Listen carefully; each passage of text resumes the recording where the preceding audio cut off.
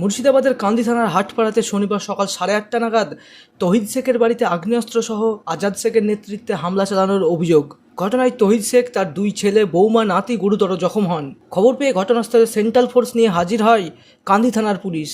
তহিদের পরিবারের অভিযোগ, অভিযুক্তদের একটি আগ্নেয়াস্ত্র তারা কেড়ে নেন।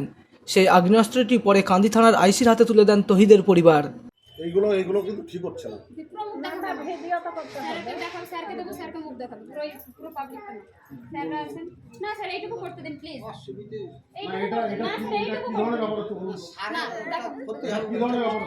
ঘটনাটা ঘটেছিল ঈদের দিন। আমাদের বাড়িতে সব ছেলেমেয়েরা নামাজ পড়ে বাড়িতে এসেছে, বাড়িতে দাঁড়িয়েই আছে। হঠাৎ করে ওই আজান শেখ আর আজান শেখের স্ত্রী দুইজন বাড়িতে আসে।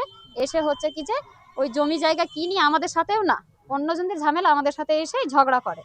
তারপরে হচ্ছে কি যে সে তার ওই লুঙ্গির নিচে হচ্ছে বন্দুক ছিল, পিস্তলটা বের করে আমার কাকার মাথায় ধরে, বলে তোকে গুলি করব জমি জায়গা না পেলে।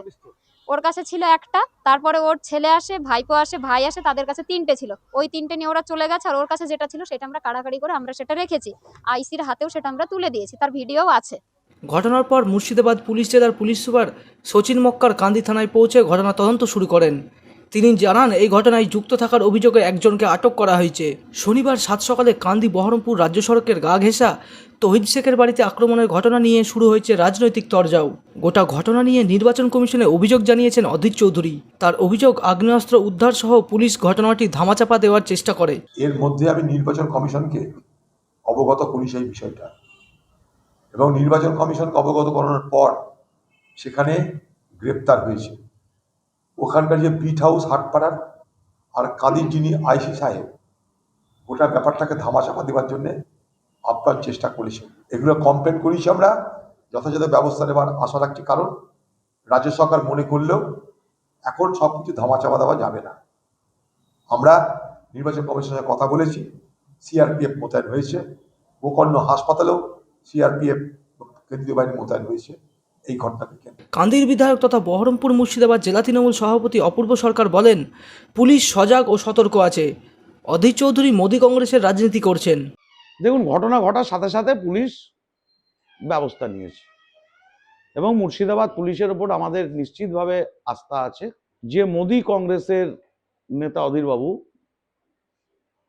তিনি ঘটনা শোনার পরেই তিনি নির্বাচন কমিশনকে বলেন, মোদী কংগ্রেসের নেতা তিনি জানেন কি, তার বহরমপুর শহর মুর্শিদাবাদে যতগুলো ঘটনা ঘটেছে বিগত দিনে, পুলিশ কিন্তু প্রথম ব্যবস্থা গ্রহণ করেছে।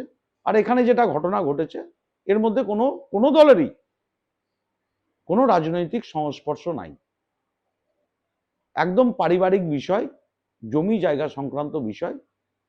পুলিশ পদক্ষেপ করেছে, গ্রেপ্তার হয়েছে। আরও যারা আছে, নিশ্চিতভাবে প্রশাসনের প্রতি বলবো, পুলিশ প্রশাসনের প্রতি আস্থা রাখুন, ভরসা রাখুন। সবার বিরুদ্ধেই ব্যবস্থা নেওয়া হবে। Bureau report, Madhyabanga news. Manmohini health care, স্বাস্থ্য সেবায় অটুট শ্রেষ্ঠত্বের শিরোপা। জেলায় প্রথম robotic knee replacement, cardiology with cath lab, neurosurgery, specialised trauma unit থেকে স্মাইল ট্রেন, একগুচ্ছ পরিষেবায় নিয়োজিত। Manmohini health care, quality care with personal touch, Baharampur শিল্প তালুক।